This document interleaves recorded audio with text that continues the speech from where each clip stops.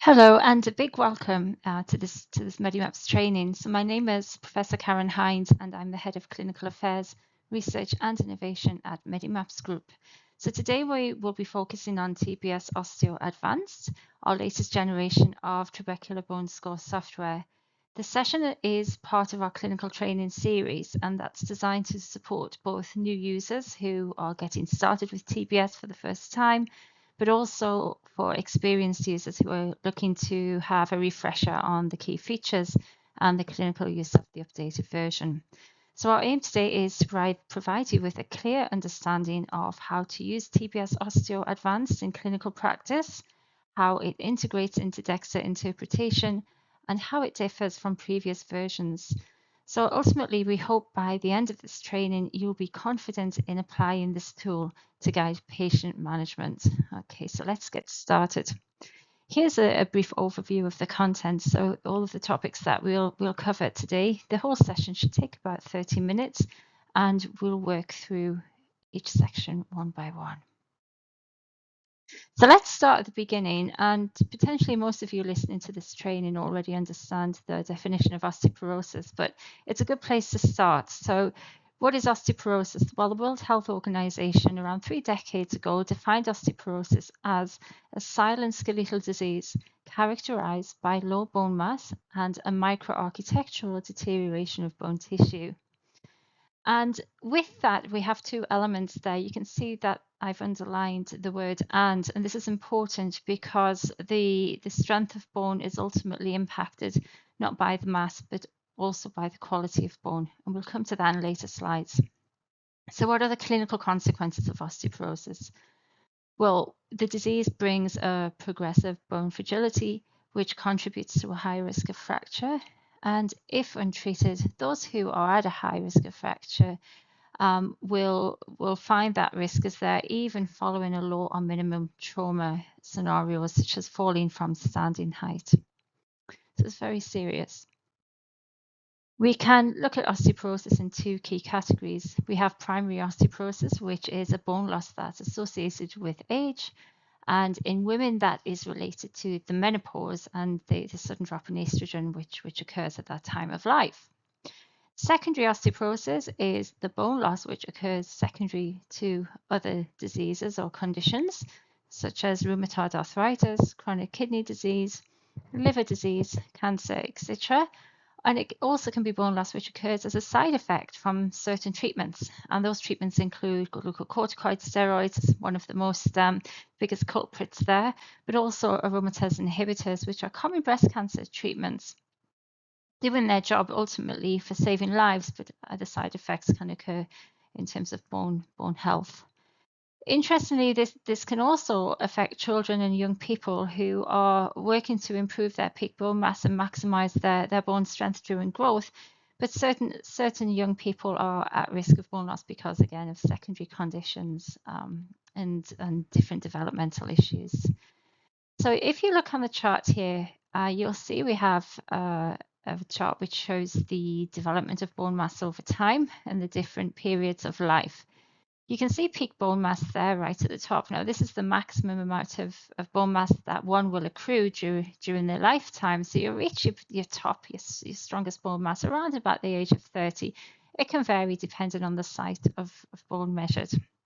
But we say that by the age of 30, you have the strongest and most bone mass you will have in your lifetime. Then after that point, there'll be a steady plateau, and over time, then the bone mass can reduce, and that could be because of the age related. It could be from other factors which can accelerate bone loss as well, such as sedentary lifestyle and inadequate diet.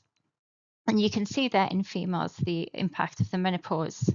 So very, very crucial to look after bone health throughout life.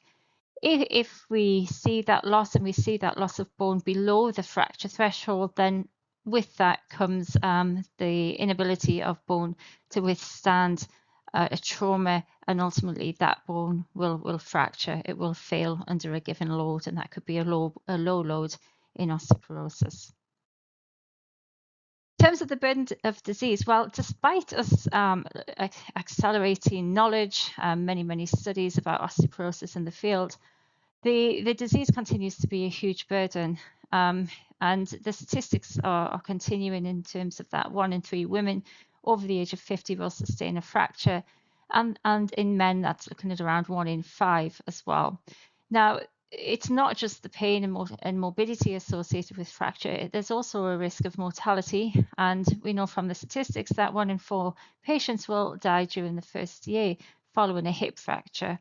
So really serious statistics here, and as I said, despite the accelerations in the field, there's still a huge burden, and we need to do better.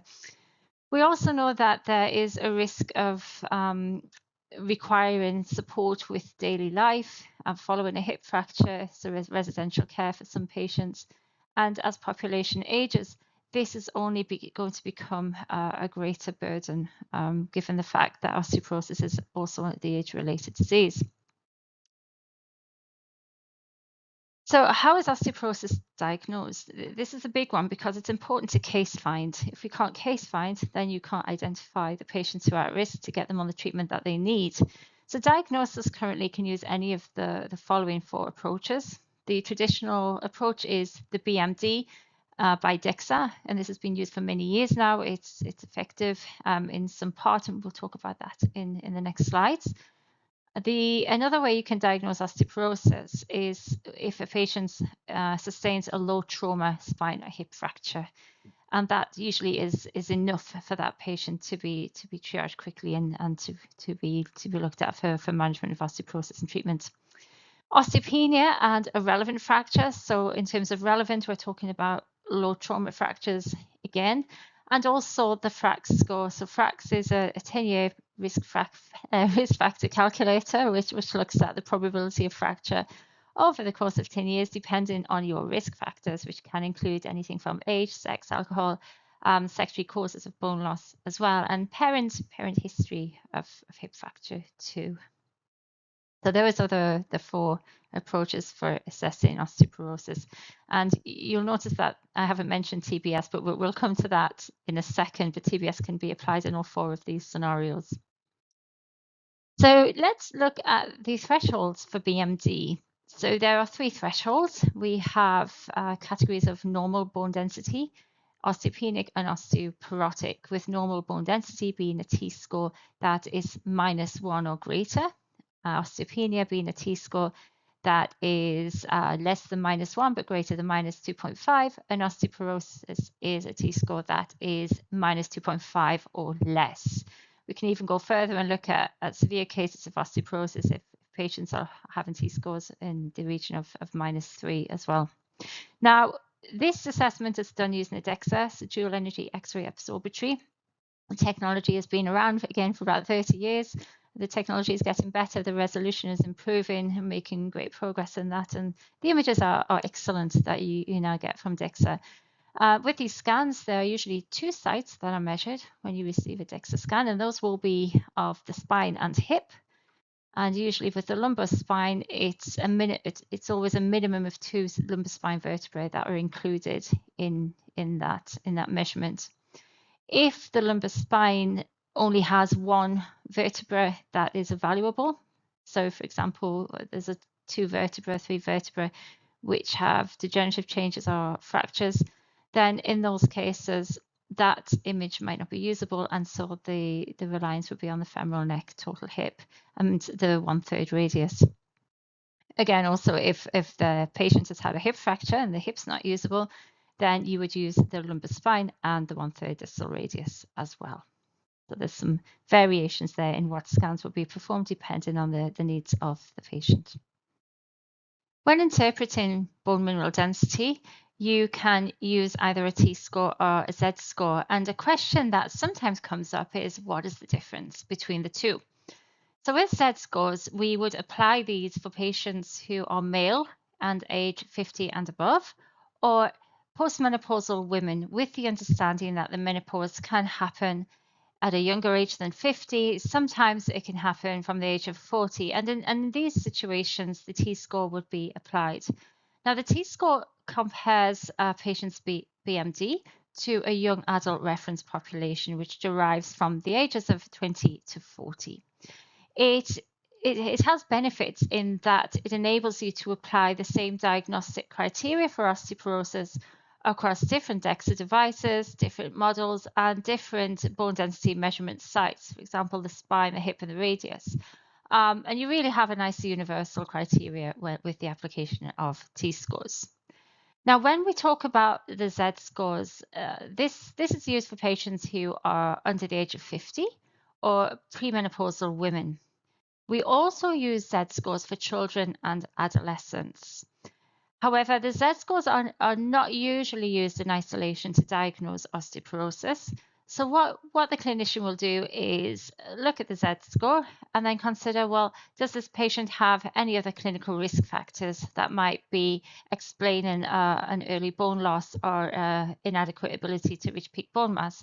And these factors could include any which are associated with secondary osteoporosis, which can occur from any age, actually, and even consideration of the presence of a low trauma fracture, but even sometimes in athletes, for example, who may have recurrent stress fractures and a secondary amenorrhea, which would be a cause of concern and potentially a reason underlying an inadequate bone accrual for peak bone mass.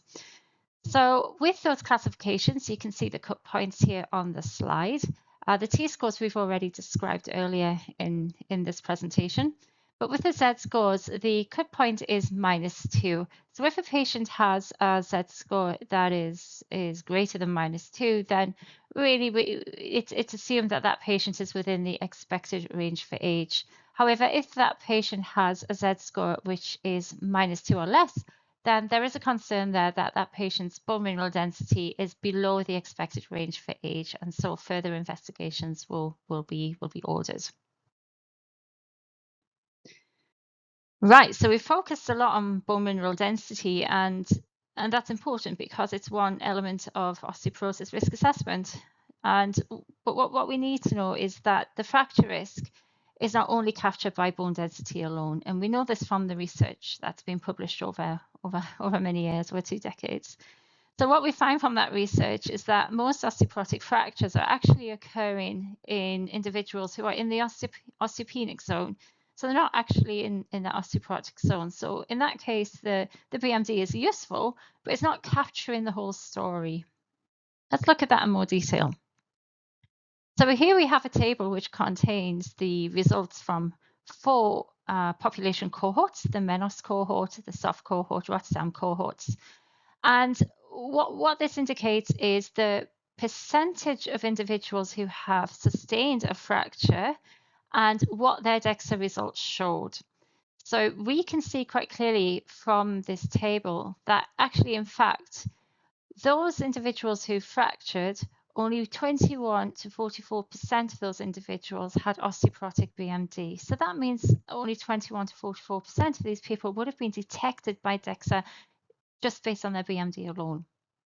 So let's look at it the other way. So that's 56 to 79% of people who have fractured, who have bone density, which is in the osteopenic or the normal bone density categories. Now that's quite a lot of people to miss. And what that clinical challenge then poses is how do we get better, and how do we identify those patients who are at risk in the category that is not osteoporosis. And it also begs the question is why? So why are people fracturing who have osteopenic and normal bone density? What else is at play there? Well, bone strength is influenced by a number of different factors. And if we look at skeletal factors, you can see on the pie chart there's geometry, macro architecture. The strength of bone can be influenced by bone turnover rate. Bone breaks down and builds up every 3 months in a bone remodeling cycle. If that's impacted, that can affect the bone strength and lead to consequences in the bone mass and bone microarchitecture. Then you can see BMD, which we're well aware of. And then you can see the green, the bone microarchitecture, which is a key element. Now, the pie chart is not exact. It's just for illustrative reasons only. So we don't know exactly what contribution each of those aspects have towards bone strength and resilience to fracture. But we do know that they're all involved in one way or another. So let's look at BMD. BMD is describing the quantity of bone, so the bone mass, how much bone is there in a given region. Whereas the bone microarchitecture is describing the quality of bone. So that is the scaffolding of the bone there.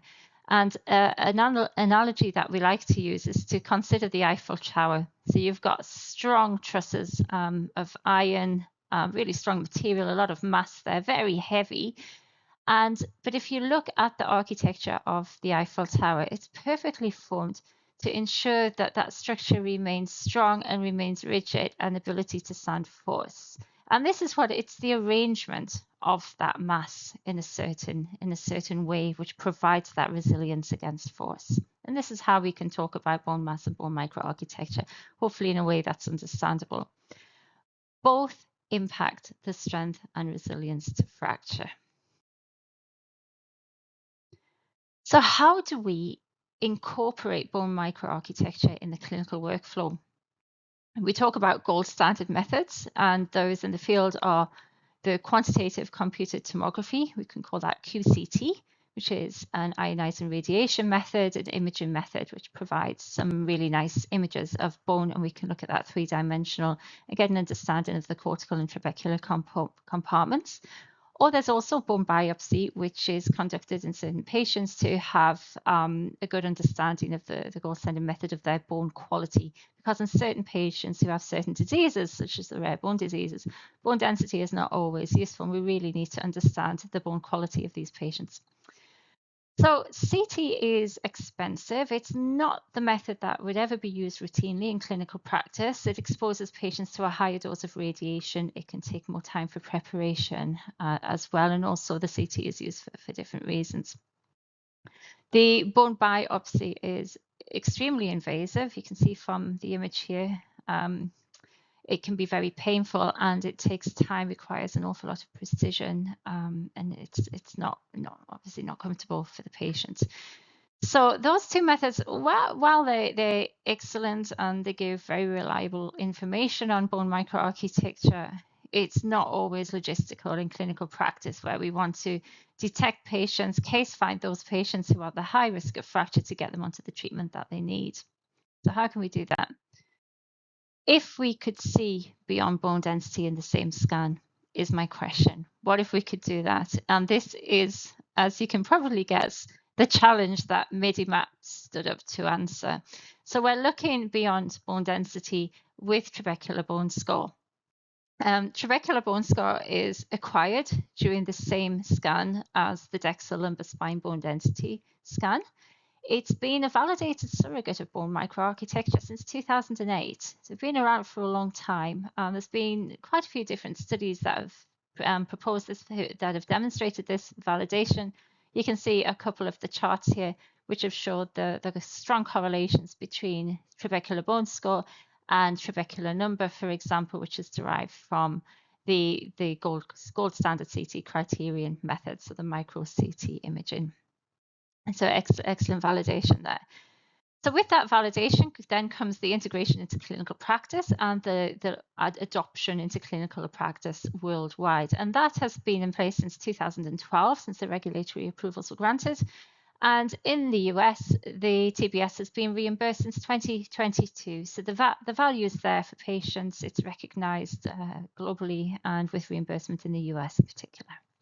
So what you can see here is the DEXA scan with the lumbar spine bone density image, the TBS image, which you can see with a yellow and red heat map.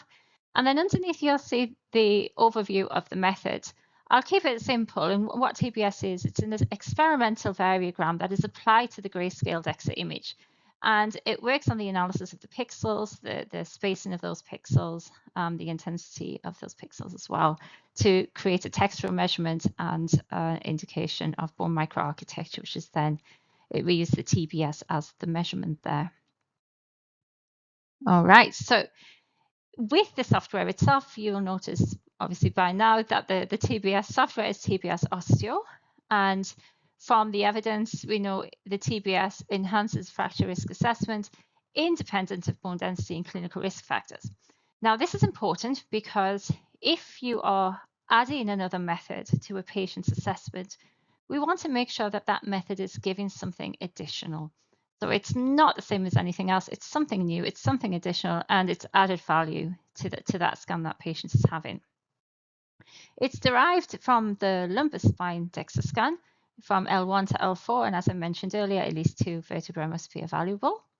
And just like BMD, we have 3 categories. So we have normal, partially degraded, and degraded. And you've got those cut points there. So the TBS of normal is 1.31 or better. Partially degraded TBS, indicating partially degraded bone microarchitecture, is going to be less than 1.31 but greater than 1.23, and then degraded TBS is that which is less than 1.23. So we've got those cut points there, just like you have for bone density. But we know that patients can have the same bone density and different TBS, and because of that, that will then lead to a different fracture risk. So on this slide, you can see patient 1 at the top, patient 2 at the bottom. And if we look first at their DEXA bone density images, we will see that their BMD is similar in the osteopenic zone. Now, these patients then had TBS at their center, and at the same time, their TBS was analyzed. Patient 1 had a very good microarchitecture. Patient 2 had a poor microarchitecture.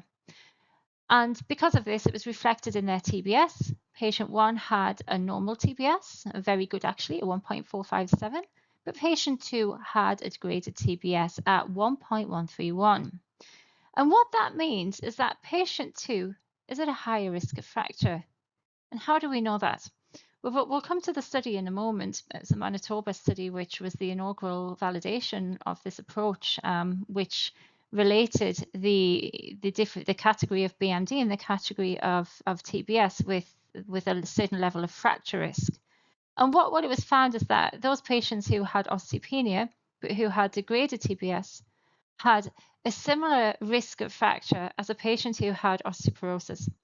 Now, this patient too would have fallen into zone 6, which meant that this patient had the same risk as a patient who had osteoporosis. They might not have been picked up by BMD alone, but with the TBS, there's been a reclassification here. So we'll come on to that in the next slide. Okay, fracture risk reclassification. We're actually going to start with the worst case scenario, and these are the patients who are at very high risk of fracture. Now, we can see in front of us, I'll give you a quick overview of what you can see in terms of this matrix. This is the 9-zone bone fragility matrix, which you will have on your TBS osteo report. And it's very useful in visualizing the patient's results when we're combining the BMD T-score category and the patient's TBS category. As mentioned in the previous slide, this was validated in the Manitoba cohort, and actually that was more than 30,000 women. And in this study, the authors found that the highest proportion of fractures occurred in those women who had osteoporosis and degraded TBS. And you can see I've circled this in yellow. If you can just see it there, it's a bit dark, but 32% of those women were at very high risk of fracture because they had the degraded TBS and osteoporosis. These were the women with the most fractures. Now, similar findings have been published in the SEMOF study and the OFFLY study, the cohort studies. And in particular, what these studies found was that there was actually almost a doubling of fracture risk in patients who had osteoporosis and degraded TBS compared to patients who had osteoporosis and normal TBS. So we're going one step further than just looking at BMD. Even for those patients in osteoporosis, TBS can make a big impact. And if you have a patient who's falling in that zone of degraded TBS and osteoporosis, that patient needs to be looked at really quickly. You'd say that patient was at very high risk, given the fact that their bone mass is poor and their microarchitecture is degraded. And this is all backed up by evidence in the publications, which are listed at the bottom of the slide.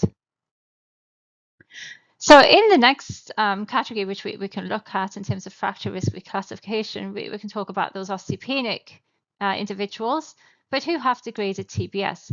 And this, you can see in the matrix, would be the 16%. But actually, if we're looking at that as a proportion of the overall osteoporosis cases, that takes us to an estimation of 30% more women who are identified as being at high risk of fracture. So that's a huge impact, actually. And if we're looking at closing that treatment gap, this is where we can really make a difference by fine-tuning that risk assessment. So as mentioned earlier, these women, because they were osteopenic by BMD alone, they might not have been picked up in their DEXA scan, and might maybe just some lifestyle advice monitoring, depending on the thresholds that are used and the local guidance of the clinic. But now these women have been found with osteopenia plus degraded TBS. That can lead to a reclassification, and that patient, depending on that reclassification, whether it's by BMD, T-score adjusted, FACS adjusted, an individual clinical decision from the doctor, that patient should then be eligible for treatment to prevent that fracture. So here we have a clinically challenging scenario whereby some patients who sustain a fragility fracture are actually found to have a normal bone density when measured on DEXA. And what that means is that these patients can then go forward after presenting with a normal BMD. They can drop out of the system. They may not be routinely followed up, and certainly not, they would not be put on a treatment to prevent that fracture. So it does present quite a clinically challenging situation whereby patients are not being detected and not being able to receive the treatment that they need. Now, when we look at this in terms of what else is underpinning the fragility if this is not picked up by bone density alone, well, it can occur in certain conditions, mostly, for example, when patients have secondary causes of bone loss, whereby the pathology impacting that bone loss is affecting more the bone quality and the bone microarchitecture rather than the bone mass. Now, studies in the literature have shown that these patients who are presenting with normal bone density but who are sustaining fragility fractures are actually also presenting with a degraded TBS indicative of bone microarchitecture, and that's at a rate of around 40 to 50% of these patients with normal bone density and fracture. So here we have two studies which I've pulled from the literature. The first was led by Professor Neil Binkley and is based on findings from the Manitoba population cohort study. And in this study, 50% of postmenopausal women who sustained a fragility fracture and who had normal bone density by DEXA, they also had a low TBS. So TBS was very useful in this case in detecting these patients who otherwise might have been missed in the system. Now, the second study is a different study design, a different setup, and this is the patients who were in the fracture liaison service. So patients who had sustained a fracture, been funneled into the FLS, but then on having their DEXA scan, it was revealed that these patients had normal bone density. So another situation where patients were not being detected and created some confusion. So the authors wanted to look further into this and applied a number of different imaging techniques and assessment techniques to have a deeper insight into what potentially could be underpinning the bone fragility in these patients. The CT was used to understand the Hounsfield units and whether these patients had low Hounsfield units. And in fact, around 50% of the patients who had normal BMD on DEXA and had fracture, but they did have a low Hounsfield unit using the cutoff of 100 or less. Obviously, this is not a technique that is used in FLS or even wider osteoporosis screening and routine monitoring, and for treatment follow-up, we wouldn't use CT, but we do use DEXA. Now, alongside DEXA, by having the TBS, we could reach a similar statistic. So in this study, we found the authors found that patients who fractured but had no normal bone density, 42% of those patients had a low TBS. So by including that additional measure alongside your bone density assessment in patients, when you are faced with this really clinically challenging scenario, you're able to gather more information and really get some insights into the underpinnings of the skeletal fragility in your patients. Now, having said that, quite often we get asked that question, well, what happens if we do have a patient who has normal bone density and we find they have degraded TBS? Now, obviously that patient requires further follow-up, and we really recommend looking for the secondary causes of bone loss if they haven't already been identified. So having that degraded TBS is highlighting that potentially there's an underlying issue that needs some further investigation.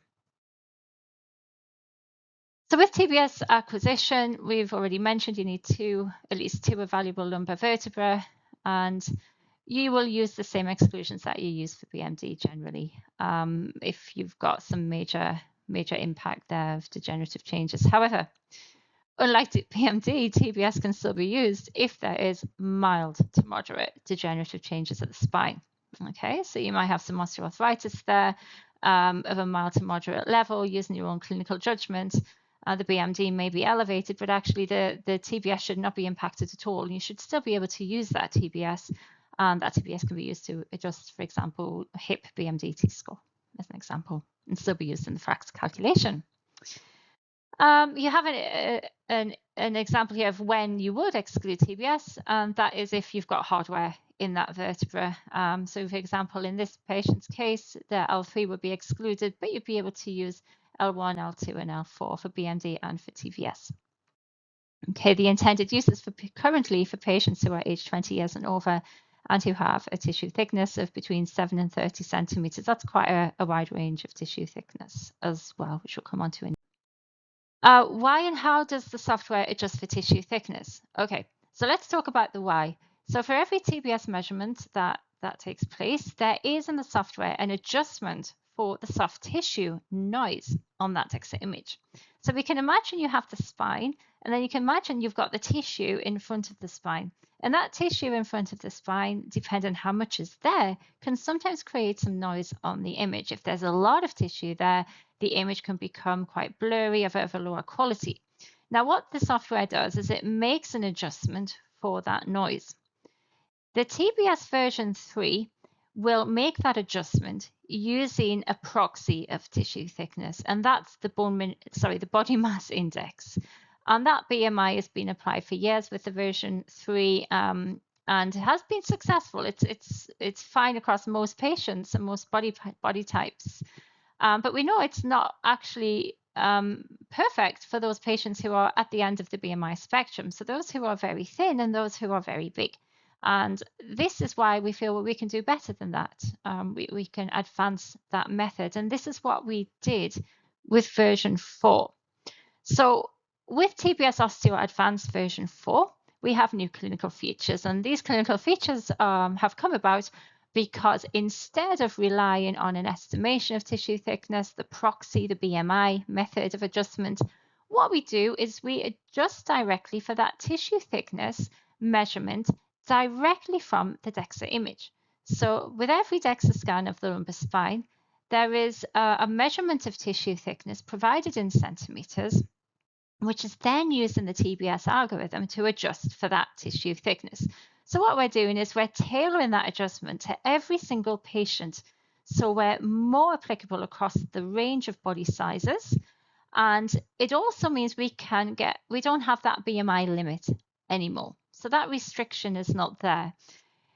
It also means, in a practical sense, that errors in technician inputted height and weight are no longer going to impact TBS. So we don't need to rely on that, what's inputted for that BMI, because then we have the direct measurement of tissue thickness there.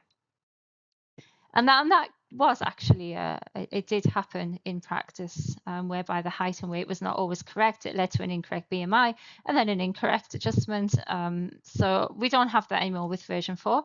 It's more automated, so to speak. So we have a range of tissue thickness between 7 and 30 centimeters. This is a wide range, actually, in clinical practice. You'll find that probably down to the age of 5, although we're not currently approved yet for age 5. It will be in the future, but the 7 centimeters is very thin, and usually around 30 centimeters. You find that in larger BMIs, which are greater than the current 37 kilograms per meter square limit we have in place.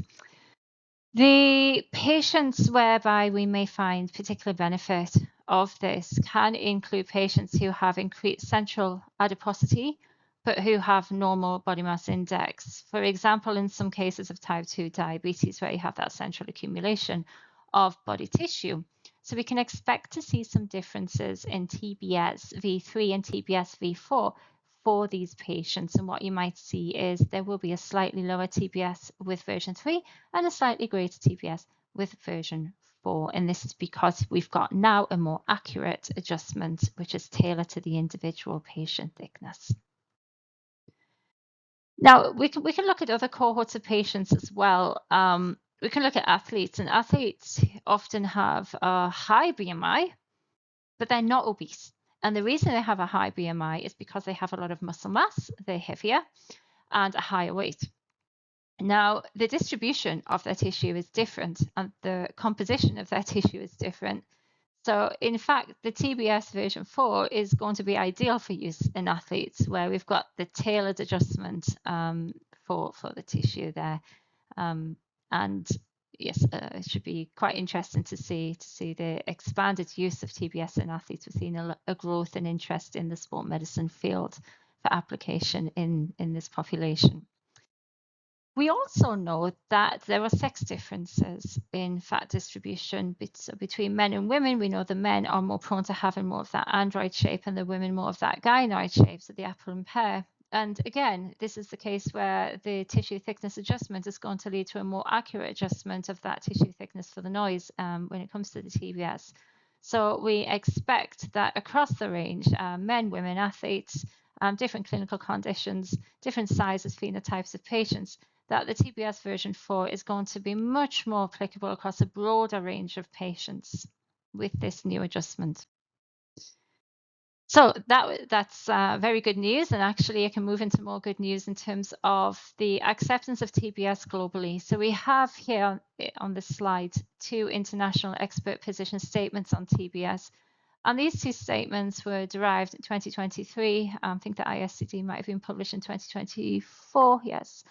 And with that, we found that both of these position statements recognize TBS as a valuable tool for osteoporosis assessment and management. They were both quite different in that the ISCD focus was very much on the performance of the analysis, the reporting, the clinical use. And it was actually only based on the TBS version 3, so the version that accounted for BMI only. Now we have the IOF SKO position statement under the auspices of the World Health Organization Collaborating Center, and that involved 3 systematic reviews and focused also on the TBS Osteo Advanced, so the version 4, which accounts for tissue thickness adjustment. And the topics reviewed were primary osteoporosis, secondary osteoporosis, and TBS for treatment monitoring. So this is the valuable resource. So this is the summary of the IOF and TBS guidelines. And we can see the summary of the recommendations there in terms of the clinical value. This is a go-to resource. It's open access, so that's free for you to access and to share as you wish. And there are 22 expert statements which can be useful to guide your integration of TBS in practice. Okay, so we're coming to the end of the training. We're going to briefly look at TBS in the clinical workflow. So here we have a typical clinical workflow for a DEXA imaging center. This workflow is actually deriving from the IOF SKO position statement and follows the clinical approach of Lausanne University Hospital in Switzerland. You can see that you have the indications of use, which are recognized by the referring physician. We check are the criteria aligned. Now, the same criteria we apply for BMD will be the same criteria that you can apply for TBS in adults. Then there's the step we move on to the image acquisition and the quality assessment. So we always ask, is that image of a good quality? Did the acquisition of the scan follow the procedures? And then we move on to the assessment. And this is where TBS can make a huge difference. So we look at how is the bone density? Is there a vertebral fracture? How is the bone microarchitecture? So how is the TBS? And with that, you've got more of a complete understanding of your patient's overall bone status. So you ask, how is the overall bone status? What is the combined global risk for this patient? And with that, you have the knowledge to move to the question, should I treat this patient? If so, how should I treat this patient and how long should I treat this patient? On this slide, you will see the different tools that are provided in the TBS Osteo Advanced report. You will see in the top left-hand corner, you have the Bone Fragility Index with the categories of BMD and the categories of TBS. So you can identify where your patient lies in that matrix. So already you've got a visual understanding of the risk of your patient. Now, in terms of thresholds, we can look at, there's two different options. You've got the FRAX adjustment. So the FRAX adjustment for TBS is suitable for patients who are aged 40 above. And that, depending on the patient's TBS, it can mean that their FRAX score will go up, so they'll have a higher risk, or it'll go down, so they have a lower risk of fracture. And you'll find that actually the FRAX adjusted for TBS is particularly useful in those patients who are towards the younger age. So between the ages of 40, 65, you might see the biggest impact of those FRAX adjustments. And that's because the tool takes into account other clinical risk factors for fracture. Now, if we look also, you've got the option to apply the BMD T-score adjusted for TBS. And what you would do here is the lowest T-score. With the adjustment for TBS is where you base the clinical decision making. On this example here, we can see the lowest site was the spine, and the adjustment resulted in a change from BMD T-score from -2.3 without TBS to -2.5 with TBS, meaning that this patient would be reclassified into that higher risk category. You can also apply TBS scores. I haven't included the screenshot of those on this slide, but they're there as well to see how your patient compares for TBS of another patient of the similar age and sex, and particularly useful for those patients who are under the age of 40, actually, where you can't apply the FRAX or the BMD T-score. You have this information as knowledge to have a greater confidence and understanding of your patient's overall risk of fracture. So then we can look at treatment initiation and treatment monitoring. So that's it for today. We've covered the assessment of bone status using TBS, the reclassification of fracture risk with BMD and TBS together. So I hope that's been helpful, and hopefully you're in a more informed position now to go and apply TBS in your clinical practice. Thank you very much for your attention, and thanks for your trust in Medimats. Bye-bye.